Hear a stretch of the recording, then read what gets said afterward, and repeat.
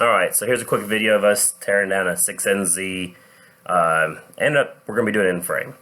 Bottom line, it's a 2003 6NZ C15 Caterpillar. A little quick time lapse, I'm doing a voiceover. Got a little bit of a head cold, so it's probably why I sound a little bit different. But it is what it is. So right there you see me tearing apart the intercooler piping. Start there, we're going to go work on this turbo area, exhaust manifold area. Just trying to get all that stuff out of the way. You can pick these things up with exhaust still on it. Most people will take the turbo off and leave the manifold hooked to the head when they pick it.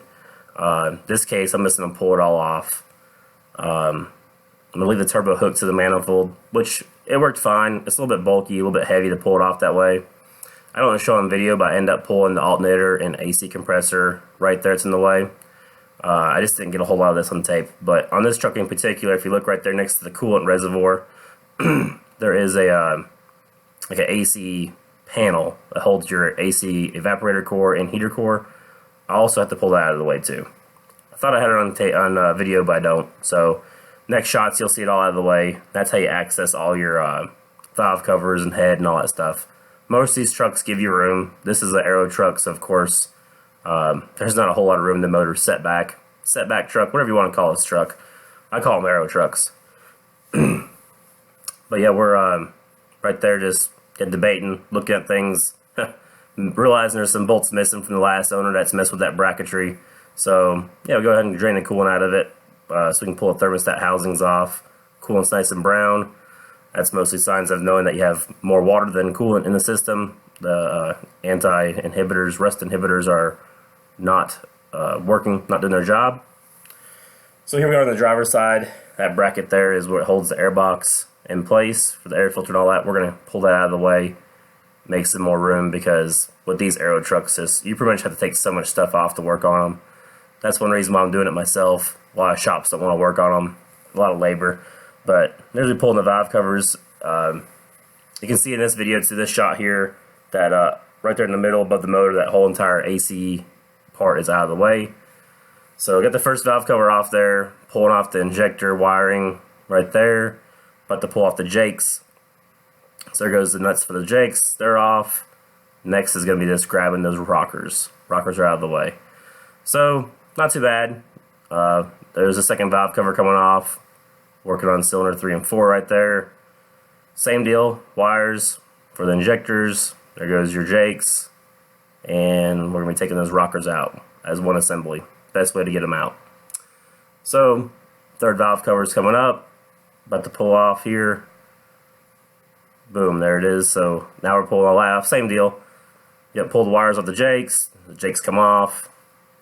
Rockers come off. Really pretty straightforward system there.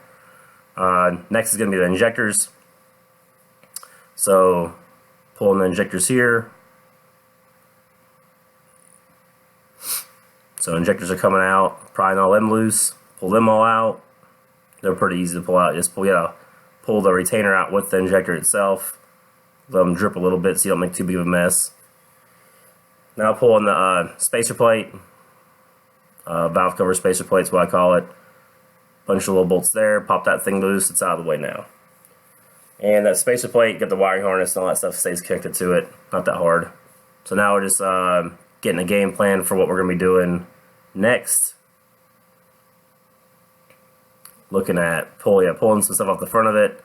So now we're working on the cam gear up front. We've pulled the front cover off.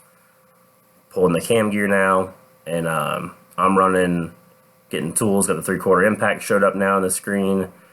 It's a 3/4 12-point.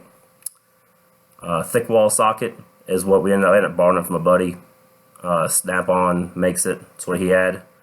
Definitely thought I was going to use a 3/4 drive, 3/4 size 12-point normal socket, but these bolts are in there pretty tight. So now we got the bolts out. Head bolts are out. Got the chain hooked up. Pretty straightforward here. We're going to use a cherry picker. Get the legs all extended all the way out so they don't tip over. And up it goes. A lot of people think you have to use a special tool to pull it. As long as you have an old school cherry picker, I don't like the ones that fold up, but if you got an old school cherry picker like this, they work really good. Head does weigh about 500 or 550 pounds or so, complete with the cam and stuff in it. So it's like pulling a small block Chevrolet. It's not that big of a deal. So right here, neighbor showed up. He's interested in what's going on. That's the guy on the right, which looks like the boss man. But yeah, he showed up. We're having a problem with the hose in the back. It's a fuel return hose. We just forgot it. And once you get the head up, it's a pain in the butt to get to. Another one of those problems with the aero trucks is, you know, on a normal truck, long nose truck, that'd been easy to get to. On this truck, we ended up using a crow's foot to get to it. So that's going to be a fun one to put back on for sure. Probably get somebody a new hose and put it on before we assemble the head back on, so it's easier. Pull that head up, turn it sideways, comes right out. That's not too bad. We ended up putting it in the back of the truck, looking it over, didn't see no cracks, so it went off to the machine shop. So now we're looking at number 5 as our problem cylinder that we're seeing corrosion in, seeing some pitting where water's been in it. So we look at that over a couple times, figure out a game plan, realize now it's going to be an end frame, not just a head gasket, which is 9 out of 10 times that's what it always ends up being, is either a dropped liner. You're going to be doing an end frame. Most likely if you have a head gasket issue, that's just kind of how it goes. So we covered a motor up here, just keep stuff out of it. So this is the next day. We're down here at the bottom. We're going to pull this pan off and work our way getting these pistons and liners out today. So pull the oil pan bolts, bunch of those around there. Get that down there. I crawl underneath here and give him a hand. Yep, so we got the pan out of the way. It's aluminum. It's a little bit heavy, not that bad. Now we're working on the oil pump itself. So we had the tube that come off. I had most of the oils in that tube, so be careful. Not the pickup tube, but the actual feed line tube. So get that out of the way. Now we're pulling all the rods. Pull them out of the way. 1/2-inch impact worked great on those. Wasn't a big deal. So they obviously weren't that strong.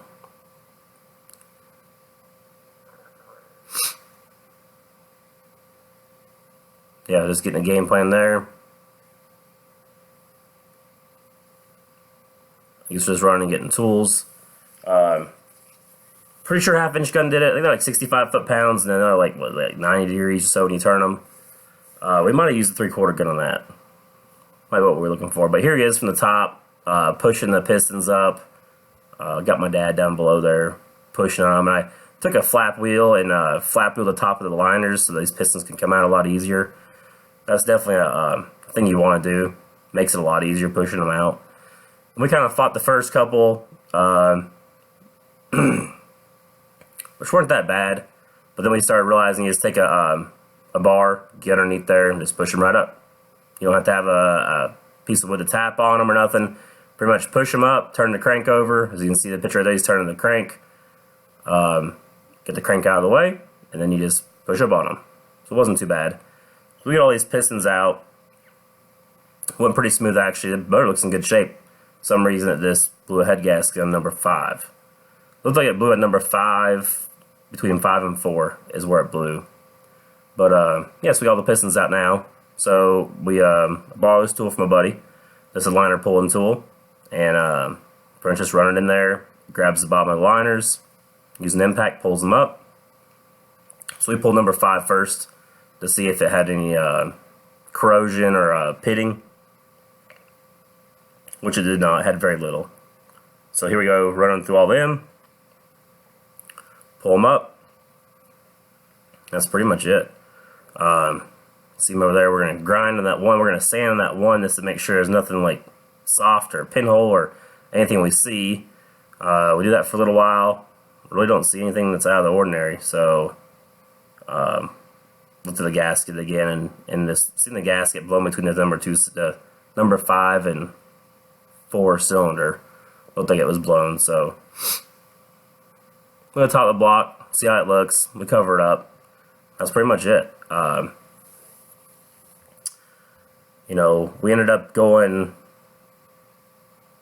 Yes, we ended up going doing an end frame of this thing. That's where it ends up at. So next video kind of show me putting it back together, unboxing. We ended up getting a gold kit for it, and we'll go from there. But thanks for watching. Subscribe. I'll see you guys in the next video.